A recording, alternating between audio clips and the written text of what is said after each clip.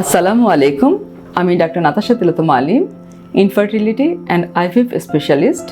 কাজ করছি Uttara fertility centre এবং আজগরলি হসপিটালে। অ্যাজোস্পার্মিয়া মানে শুক্রকীট নাই।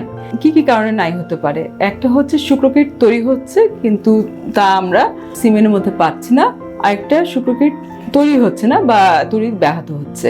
এটাকে আমরা এরকম আমাদের মেডিকেল ভাষায় বলে থাকি একটা অবস্ট্রাকটিভ আর একটা নন অবস্ট্রাকটিভ বা সিক্রেটরি অ্যাজোস্পার্মিয়া। যেটা অবস্ট্রাকটিভ অ্যাজোস্পার্মিয়া মানে শুক্রকীট হচ্ছে পৌঁছাতে পারছে না, সেটা হচ্ছে এখানটা হচ্ছে যে নালীটা দিয়ে শুক্রকীট আসে সেই নালীটাই হচ্ছে বন্ধ হয়ে গেছে। অনেক সময় ভেসাক্টমি করছে কন্ট্রাসেপটিভ মেথডের জন্য, তো সে কারণে হতে পারে।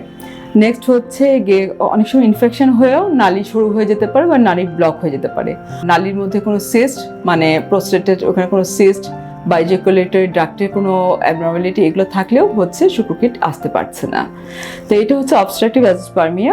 নন অবস্ট্রাকটিভ যেটা অ্যাজোস্পার্মিয়া, টেস্টিসের কোনো কারণ বা মানে টেস্টিসের যে কারণে শুক্রকীট তৈরি হতে পারছে না। তো এখানটা আমি যদি একটা প্রিটেস্টিকুলার এবং টেস্টিকুলার কারণ ধরি, প্রিটেস্টিকুলার মধ্যে যে ব্রেন থেকে আমাদের ধরেন হরমোন আসছে না, যে হাইপোগোনাডোট্রপিক হাইপোগোনাডিজম, তো হরমোন আসছে না, তো শুক্রকীট তৈরি হচ্ছে না। কিছু জেনেটিক ডিসঅর্ডার যেরকম কালম্যান সিনড্রোম, তারপর হচ্ছে ক্লিনফিল্টার সিনড্রোম, এসবের কারণে অনেক সময় তৈরি হচ্ছে না।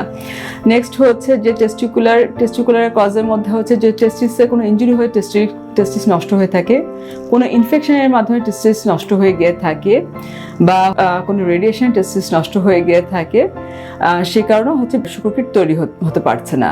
এইসব কারণে কমনলি হচ্ছে অ্যাজোস্পার্মিয়ার কারণ হয়ে থাকে।